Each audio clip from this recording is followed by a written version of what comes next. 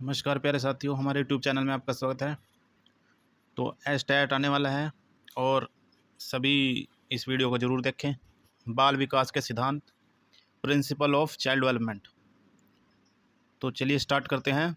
विकास की प्रक्रिया बहुत ही विस्तृत और जटिल होने के कारण तथा इसकी निरंतरता के कारण इसे कुछ सिद्धांतों का अनुकरण करना पड़ता है। विकास के कुछ महत्वपूर्ण सिद्धांतों का वर्णन निम्नलिखित है।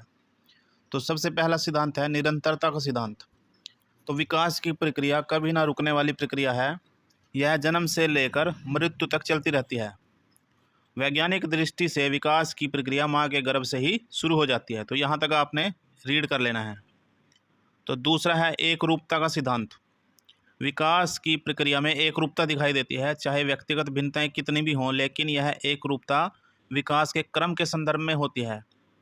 जैसे बच्चों में भाषा का विकास एक निश्चित क्रम में ही होगा, चाहे ये बच्चे विश्व के किसी भी देश के हों। बच्चों का शारीरिक विकास भी एक निश्चित क्रम में होगा। यह विकास सिर से शुरू होता है और पैरों की तरफ चलता है। ठीक है, यह मतलब सभी जगह एक जैसे ही होगा, सभी इंसानों में, सभी व्यक्तियों में एक जैसा होगा। व्यक्तिगत भिन्नताओं का सिद्धांत। तो तीसरा है व्यक्तिगत भिन्नताओं का सिद्धांत। मनोवैज्ञानिक व्यक्तिगत भिन्नताओं के सिद्धांत को बहुत महत्व देते हैं, क्योंकि विकास प्रक्रिया को विभिन्न आयु वर्गों में बांटा गया है तथा हर आयु वर्ग की अलग अलग विशेषताएं होती हैं, जिसके कारण हर आयु वर्ग के व्यवहारों में अंतर होता है। इन अंतरों की हम अनदेखी नहीं कर सकते। जुड़वा बच्चों में भी भिन्नताएं देखने को मिलती हैं, अतः सभी व्यक्तियों की वृद्धि और विकास उनकी अपनी स्वाभाविक गति से ही होता है। किसी व्यक्ति में कुछ विशेषताएं व्यवहार शीघ्र विकसित हो जाते हैं और कुछ व्यक्तियों में वही विशेषताएं व्यवहार देर से विकसित होते हैं। तो चौथा सिद्धांत है वंशानुक्रम एवं वातावरण के संयुक्त परिणाम का सिद्धांत। बच्चे की वृद्धि और विकास वंशानुक्रम और वातावरण का संयुक्त परिणाम है। विभिन्न अध्ययनों ने यह सिद्ध कर दिया है कि बालक की वृद्धि और विकास पर वंशानुक्रम और वातावरण का प्रभाव पड़ता है। इन दोनों के प्रभाव को अलग अलग नहीं किया जा सकता।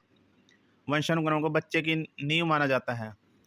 समग्र विकास का सिद्धांत, यानी संपूर्ण विकास होगा जब मनुष्य के शरीर का विकास समग्र रूप से ही होता है। मनुष्य के व्यक्तित्व के विभिन्न पक्षों का विकास साथ साथ चलता है, जैसे सामाजिक, मानसिक, शारीरिक, संवेगात्मक विकास आदि।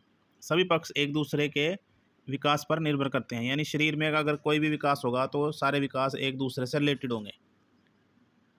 छठा है परिपक्वता और अधिगम का सिद्धांत। वृद्धि और विकास की प्रक्रिया में परिपक्वता और अधिगम की महत्वपूर्ण भूमिका है।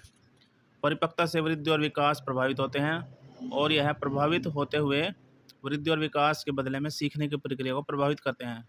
कोई भी बालक किसी कार्य को करने के लिए परिपक्वता ग्रहण कर लेता है, लेकिन यह आवश्यक नहीं है कि उसकी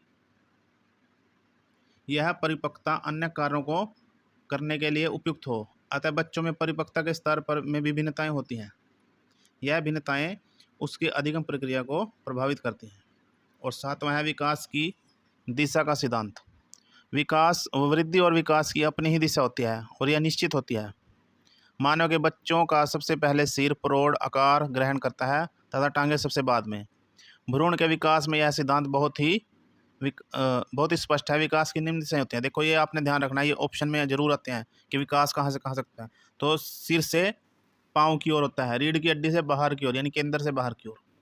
और आठवां सिद्धांत है वृद्धि और विकास की गति की दर में भिन्नता का सिद्धांत, यानी वृद्धि और विकास की गति की दर में भिन्नता पाई जाती है। व्यक्ति की वृद्धि और विकास की विभिन्न अवस्थाएं होती हैं। उन सभी अवस्थाओं के दौरान वृद्धि और विकास की गति की दर में भी भिन्नताएं होती हैं। उन अवस्थाओं के दौरान विकास की गति एक समान नहीं होती। प्रारंभिक अवस्थाओं में यह तीव्र होती है, लेकिन बाद में यह धीमी पड़ जाती है। प्रारंभिक अवस्था में शारीरिक वृद्धि और विकास की दर तीव्र होती है, लेकिन बाद में धीमी हो जाती है। फिर एक ऐसी अवस्था आ पहुँचती है कि शारीरिक वृद्धि रुक जाती है, लेकिन जब गुणात्मक विकास होता रहता है। और 9 है विकास की भविष्यवाणी का सिद्धांत, यानी विकास की भविष्यवाणी की जा सकती है। अनुसंधान से स्पष्ट हो चुका है कि विकास की भविष्यवाणी करना अब संभव हो चुका है। उदाहरण था बालक का सम्मान, रुचियां, अभिरुचियां, वृद्धि इत्यादि। सामान्य से विशिष्ट की ओर का सिद्धांत।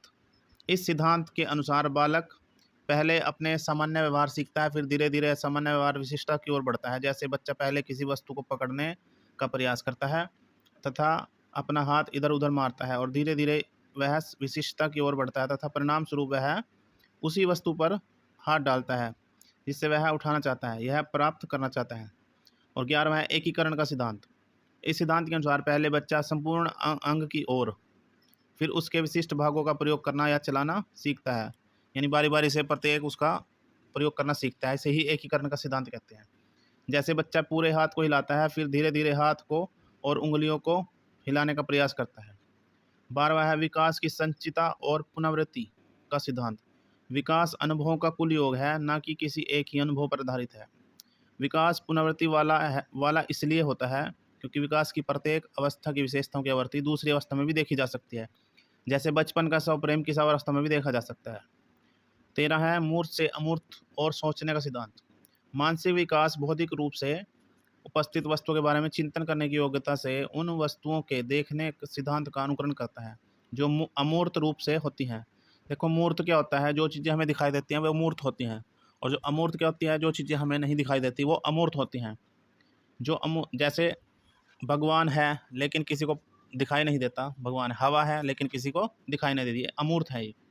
तो बालक प्रभाव और कारण को समझने का प्रयास करता है।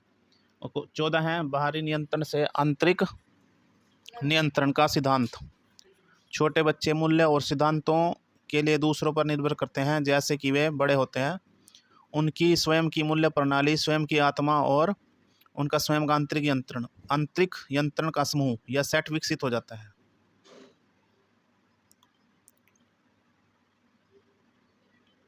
तो ये बाल विकास के कुछ सिद्धांत थे। अगर आपको ये वीडियो पसंद आए तो इसको लाइक और सब्सक्राइब चैनल को कर देना। अगर आप एस्टेट की वगैरह की तैयारी कर रहे हैं, सीटेट की तैयारी कर रहे हैं, तो आपके लिए वीडियो बहुत ही महत्वपूर्ण रहेगी। तो इसके कुछ MCQ करते हैं। शिक्षा बच्चों की सहायक होती है उनके, तो एस्टेट 2015 में सर्वांगीण विकास में।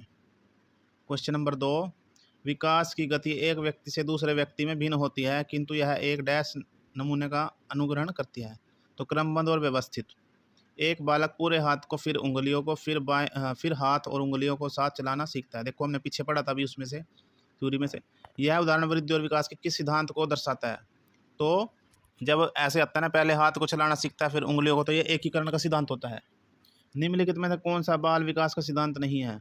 तो सभी विकास तथा अधिगम एक समान गति से आगे बढ़ते हैं। एक समान गति से आगे नहीं बढ़ते भाई, वो अलग अलग से बढ़ते हैं।